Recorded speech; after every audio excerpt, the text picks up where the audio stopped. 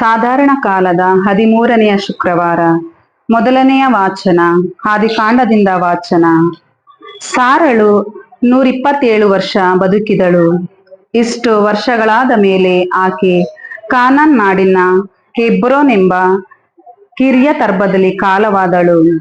ಅಬ್ರಹಾಮನು ಅಲ್ಲಿಗೆ ಬಂದು ಅವಳಿಗಾಗಿ ಕಣ್ಣೀರಿಟ್ಟು ಗೋಳಾಡಿದನು.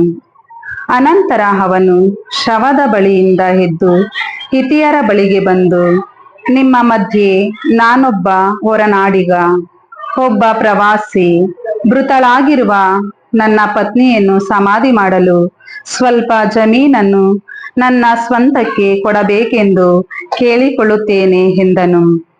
ಇದಾದ ಮೇಲೆ ಹೆಬ್ರೋನ್ ಎಂಬ ಮರ್ಮೆಗೆ ಎದುರಾಗಿರುವ ಮಲ್ಪೆಕೇಲದ ಜಮೀನಿನಲ್ಲಿರುವ ಗವಿಯೊಳಗೆ ಸಮಾಧಿ ಮಾಡಿದನು.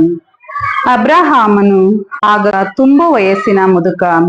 ಸರ್ವೇಶ್ವರ ಸ್ವಾಮಿ ಅವನ ಎಲ್ಲ ಕೆಲಸ ಕಾರ್ಯಗಳನ್ನು ಆಶೀರ್ವದಿಸಿದರು. ಒಮ್ಮೆ ಅವನು ತನ್ನ ಆಸ್ತಿಯನ್ನು ನೋಡಿಕೊಳ್ಳುತ್ತಿದ್ದ ಹಿರಿಯ ಸೇವಕನಿಗೆ, ನನ್ನ ಮಗ ಇಸಾಕನಿಗೆ ಹೆಣ್ಣನ್ನು ನಾನು ವಾಸ ಮಾಡುತ್ತಿರುವ ಕಾನಾನ್ಯರಿಂದ ತರಬಾರದು. ನನ್ನ ಸ್ವಂತ ನಾಡಿಗೂ ನನ್ನ ಬಂಧು ಬಳಗದವರ ಬಳಿಗೂ ಹೋಗಿ ಅವರಿಂದಲೇ ಅವನಿಗೆ ಹೆಣ್ಣು ತರಬೇಕು. ಹಾಗೆ ಮಾಡುತ್ತೇನೆಂದು ನೀನು ನನ್ನ ತೊಡೆಯ ಕೆಳಗೆ ಕೈ ಇಟ್ಟು ಇಹಪರ ಲೋಕಗಳ ಸರ್ವೇಶ್ವರನಾದ ದೇವರ ಮೇಲೆ ಪ್ರಮಾಣ ಮಾಡಬೇಕು ಎಂದು ಹೇಳಿದನು. ಅದಕ್ಕೆ ಆ ಸೇವಕ, ಒಂದು ವೇಳೆ ಆ ಕನ್ಯೆಗೆ ಈ ನಾಡಿಗೆ ನನ್ನೊಡನೆ ಬರಲು ಇಷ್ಟ ಇಲ್ಲದೆ ಹೋದಿತು, ಆಗ ನೀವು ಬಿಟ್ಟು ಬಂದ ನಾಡಿಗೆ ನಿಮ್ಮ ಮಗನನ್ನು ಮರಳಿ ಕರೆದುಕೊಂಡು ಹೋಗಬಹುದೇ ಎಂದು ವಿಚಾರಿಸಿದ. ಅಬ್ರಹಾಮನು ಅವನಿಗೆ, ಅದೆಂದಿಗೂ ಕೂಡದು. ಅಲ್ಲಿಗೆ ನನ್ನ ಮಗನನ್ನು ಕರೆದುಕೊಂಡು ಹೋಗಲೇಬಾರದು. ನನ್ನ ತಂದೆಯ ಮನೆಯಿಂದಲೂ ನಾನು ಹುಟ್ಟಿದ ನಾಡಿನಿಂದಲೂ ನನ್ನನ್ನು ಇಲ್ಲಿಗೆ ಕರೆತಂದು ನಿನ್ನ ಸಂತತಿಗೆ ಈ ನಾಡನ್ನು ಕೊಡುತ್ತೇನೆ ಎಂದು ಪರಲೋಕ ದೇವರಾದ ಸರ್ವೇಶ್ವರ ಸ್ವಾಮಿ ಪ್ರಮಾಣ ಮಾಡಿ ಹೇಳಿದ್ದಾರೆ. ಅವರೇ ತಮ್ಮ ದೂತನನ್ನು ನಿನ್ನ ಮುಂದೆ ಕಳುಹಿಸಿ, ನೀನು ಅಲ್ಲಿಂದ ನನ್ನ ಮಗನಿಗೆ ಹೆಣ್ಣು ತರುವುದಕ್ಕೆ ಅನುಕೂಲ ಮಾಡಿಕೊಡುವರು. ಇಲ್ಲಿಗೆ ನಿನ್ನ ಸಂಗಡ ಬರಲು ಆ ಕನ್ಯೆಗೆ ಇಷ್ಟವಿಲ್ಲದೆ ಹೋದರೆ ನಾನು ಮಾಡಿಸಿದ ಪ್ರಮಾಣದಿಂದ ನೀನು ಬಿಡುಗಡೆಯಾಗಿರುವೆ. ಹೇಗೋ ನನ್ನ ಮಗನನ್ನು ಮರಳಿ ಅಲ್ಲಿಗೆ ಕರೆದುಕೊಂಡು ಹೋಗಕೂಡದು ಎಂದು ಮತ್ತೊಮ್ಮೆ ಒತ್ತಿ ಹೇಳಿದನು. ಇತ್ತ ಇಸಾಕನು ಲಹೇರೋಹಿ ಎಂಬಲ್ಲಿಗೆ ಹೋಗಿ ಬಂದು ಕಾನಾನ್ ನಾಡಿನ ದಕ್ಷಿಣ ಪ್ರಾಂತ್ಯದಲ್ಲಿ ವಾಸ ಮಾಡುತ್ತಿದ್ದನು. ಸಂಜೆ ವೇಳೆಯಲ್ಲಿ ಅವನು ವಿಶ್ರಾಂತಿಗಾಗಿ ತಿರುಗಾಡಲು ಹೋಗಿದನು. ಕಣ್ಣೆತ್ತಿ ನೋಡಿದಾಗ ಒಂಟೆಗಳು ಬರುತ್ತಿರುವುದು ಅವನಿಗೆ ಕಾಣಿಸಿತು. ರೆಬೇಕಳು ಕಣ್ಣೆತ್ತಿ ಇಸಾಕನನ್ನು ನೋಡಿ ಒಂಟೆಯಿಂದ ಕೆಳಗಿಳಿದಳು. ನಮ್ಮ ಕಡೆ ಹೊಲದಲ್ಲಿ ನಡೆದು ಬರುತ್ತಿರುವ ಆ ಮನುಷ್ಯ ಯಾರು ಎಂದು ಆ ಸೇವಕನನ್ನು ಕೇಳಿದಳು. ಅವನೇ ನನ್ನೊಡೆಯ ಎಂದು ಹೇಳಿದಾಗ ಆಕೆ ಮುಸುಕು ಹಾಕಿಕೊಂಡಳು. ಆ ಸೇವಕನು ತಾನು ಮಾಡಿದ ಕಾರ್ಯಗಳನ್ನೆಲ್ಲ ಇಸಾಕನಿಗೆ ವರದಿ ಮಾಡಿದನು. ಇಸಾಕನು ಆಕೆಯನ್ನು ತನ್ನ ತಾಯಿ ಸಾರಳ ಗುಡಾರಕ್ಕೆ ಕರೆದುಕೊಂಡು ಹೋದನು. ಹೀಗೆ ಅವನು ರಬೇಕಳನ್ನು ವರಿಸಿದನು. ಆಕೆ ಅವನಿಗೆ ಪತ್ನಿಯಾದಳು. ಆಕೆಯ ಮೇಲಿನ ಪ್ರೀತಿ ತನ್ನ ತಾಯಿ ಸಾರಳನ್ನು ಕಳೆದುಕೊಂಡಿದ್ದ ಅವನಿಗೆ ಸಾಂತ್ವನ ತಂದಿತು. ಪ್ರಭುವಿನ ವಾಕ್ಯ. ದೇವರಿಗೆ ಕೃತಜ್ಞತೆ ಸಲ್ಲಲಿ. ಕೀರ್ತನೆ ಶ್ಲೋಕ. ತೋರಿ ಪ್ರಭುವಿಗೆ ನಿಮ್ಮ ಕೃತಜ್ಞತಾ ಸ್ತೋತ್ರ. ತೋರಿ ಪ್ರಭುವಿಗೆ ನಿಮ್ಮ ಕೃತಜ್ಞತಾ ಸ್ತೋತ್ರ. ಪ್ರಭು ದಯಾಪೂರಿತ, ಆತನ ಪ್ರೀತಿ ಶಾಶ್ವತ. ತೋರಿ ಆತನಿಗೆ ನಿಮ್ಮ ಕೃತಜ್ಞತಾ ಸ್ತೋತ್ರ. ವರ್ಣಿಸಬಲ್ಲವನಾರು ಆತನ ಮಹತ್ ಕಾರ್ಯಗಳನ್ನು? ಯೋಗ್ಯ ರೀತಿಯಲ್ಲಿ ಹೊಗಳಬಲ್ಲವರಾರು ಆತನನ್ನು? ಶ್ಲೋಕ. ತೋರಿ ಪ್ರಭುವಿಗೆ ನಿಮ್ಮ ಕೃತಜ್ಞತಾ ಸ್ತೋತ್ರ. ನ್ಯಾಯದಂತೆ ನಡೆಯುವವರು ಧನ್ಯರು, ಅವಿರತವಾಗಿ ನೀತಿವಂತರು ಧನ್ಯರು. ಮರೆಯಬೇಡನನ್ನು ಪ್ರಭು ನಿನ್ನ ಪ್ರಜೆಗೆ ದಯೆ ತೋರುವಾಗ. ನೆರವು ನೀಡೆನಗೆ ಸ್ವಾಮಿ, ನೀನ ಜನರನ್ನು ಉದ್ಧರಿಸುವಾಗ. ಶ್ಲೋಕ. ತೋರಿ ಪ್ರಭುವಿಗೆ ನಿಮ್ಮ ಕೃತಜ್ಞತಾ ಸ್ತೋತ್ರ. ನೀನಾರಿಸಿಕೊಂಡಿರುವ ಪ್ರಗತಿಯನ್ನು ನಾ ಕಾಣ ಮಾಡು. ನಿನ್ನ ಜನಾಂಗದವರ ಸಂತಸವನ್ನು ನಾ ಸವಿಯ ಮಾಡು. ನಿನ್ನ ಸ್ವಕೀಯರ ಮಹಿಮೆಯಲ್ಲಿ ನನಗೆ ಪಾಲನ್ನು ನೀಡು. ಶ್ಲೋಕ: ತೋರಿ ಪ್ರಭುವಿಗೆ ನಿಮ್ಮ ಕೃತಜ್ಞತಾ ಸ್ತೋತ್ರ. ಘೋಷಣೆ: ಅಲ್ಲೆಲುಯ ಅಲ್ಲೆಲುಯ. ನಿಮ್ಮ ಹೃದಯದಲ್ಲಿ ದೇವರು ನೆಟ್ಟಿರುವ ವಾಕ್ಯವನ್ನು ನಮ್ರತೆಯಿಂದ ಪರಿಗ್ರಹಿಸಿರಿ. ಇದು ನಿಮ್ಮ ಜೀವೋದ್ಧಾರ ಮಾಡಬಲ್ಲದು. ಅಲ್ಲೆಲುಯ. ಮತ್ತಾಯನು ಬರೆದ ಪವಿತ್ರ ಶುಭ ಸಂದೇಶದಿಂದ ವಾಚನ. ಆ ಕಾಲದಲ್ಲಿ ಯೇಸು ಆ ಸ್ಥಳವನ್ನು ಬಿಟ್ಟು ಮುಂದಕ್ಕೆ ಹೋಗುತ್ತಿದ್ದಾಗ ಮತ್ತಾಯ ಎಂಬುವನನ್ನು ಕಂಡರು. ಅವನು ಸುಂಕ ವಸೂಲಿಗಾಗಿ ಉಕ್ಕಡದಲ್ಲಿ ಕುಳಿತಿದ್ದನು. ನನ್ನನ್ನು ಹಿಂಬಾಲಿಸು ಎಂದು ಹೇಳಿ ಯೇಸು ಅವನನ್ನು ಕರೆದರು. ಮತ್ತಾಯನು ಎದ್ದು ಅವರನ್ನು ಹಿಂಬಾಲಿಸಿದನು. ಇದಾದ ಮೇಲೆ ಯೇಸು ಮತ್ತಾಯನ ಮನೆಯಲ್ಲಿ ಊಟಕ್ಕೆ ಕುಳಿತಿದ್ದರು. ಬಹು ಮಂದಿ ಸುಂಕದವರು, ಪಾಪಿಷ್ಠರು ಅಲ್ಲಿಗೆ ಬಂದರು. ಯೇಸು ಮತ್ತು ಅವರ ಶಿಷ್ಯರು ಕುಳಿತಿದ್ದ ಪಂಕ್ತಿಯಲ್ಲೇ ಇವರು ಊಟಕ್ಕೆ ಕುಳಿತರು. ಫರಿಸಾಯರು ಇದನ್ನು ಕಂಡದ್ದೇ ಯೇಸುವಿನ ಶಿಷ್ಯರನ್ನುದ್ದೇಶಿಸಿ, ನಿಮ್ಮ ಗುರು ಇಂತಹ ಬಹಿಷ್ಕೃತ ಜನರ ಜೊತೆಯಲ್ಲಿ ಊಟ ಮಾಡಬಹುದೇ ಎಂದು ಆಕ್ಷೇಪಿಸಿದರು.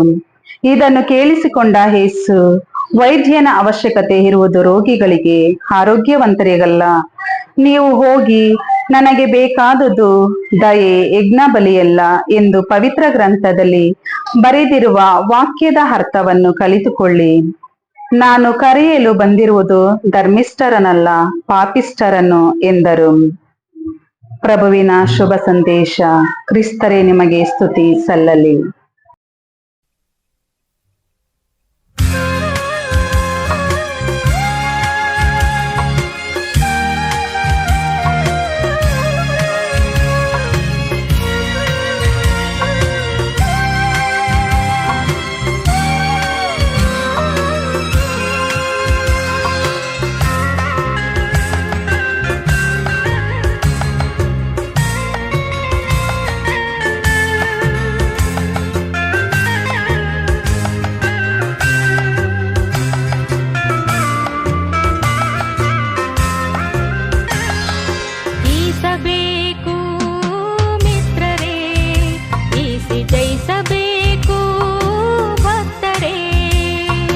ಜಯಿಸಬೇಕು ಮಿತ್ರರೇ, ಈಸಿ ಜಯಿಸಬೇಕು ಭಕ್ತರೇ.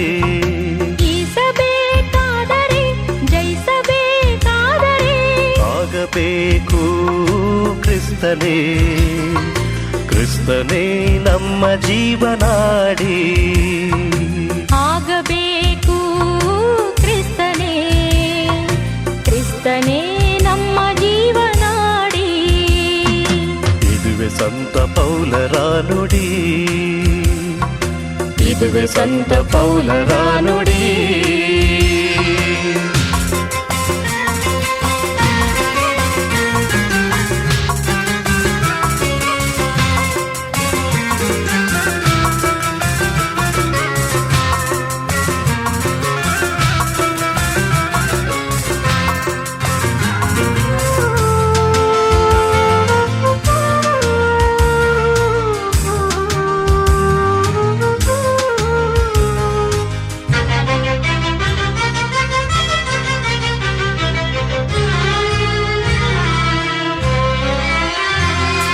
ಜೀವಿಸುತ್ತಿರುವೆ ನಾನಿಜ, ಆದರೆ ಮಿತ್ರರೇ ಜೀವಿಪನು ನಾನಲ್ಲ.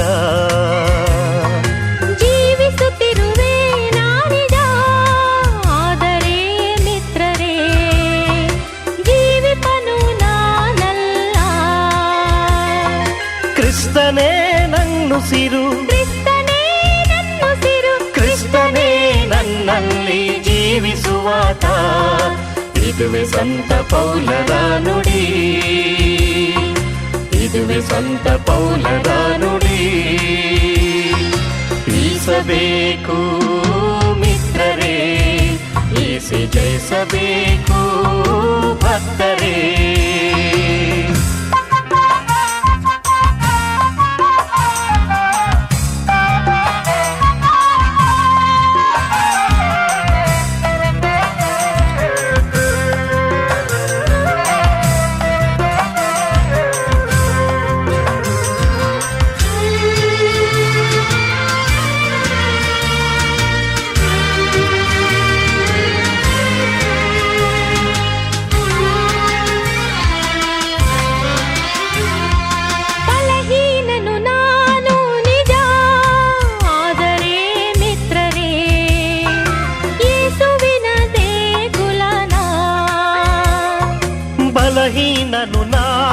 ನಿಜ ಆದರೆ ಮಿತ್ರರೇ ಯೇಸುವಿನ ದೇಗುಲನ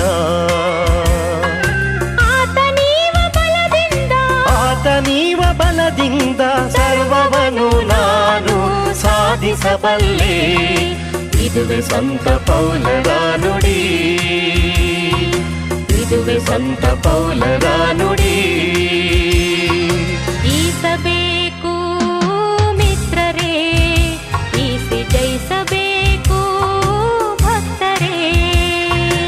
ಈಸಬೇಕಾದರೆ ಜಯಿಸಬೇಕಾದರೆ ಆಗಬೇಕು ಕ್ರಿಸ್ತನೇ, ಕ್ರಿಸ್ತನೇ ನಮ್ಮ ಜೀವನಾಡಿ.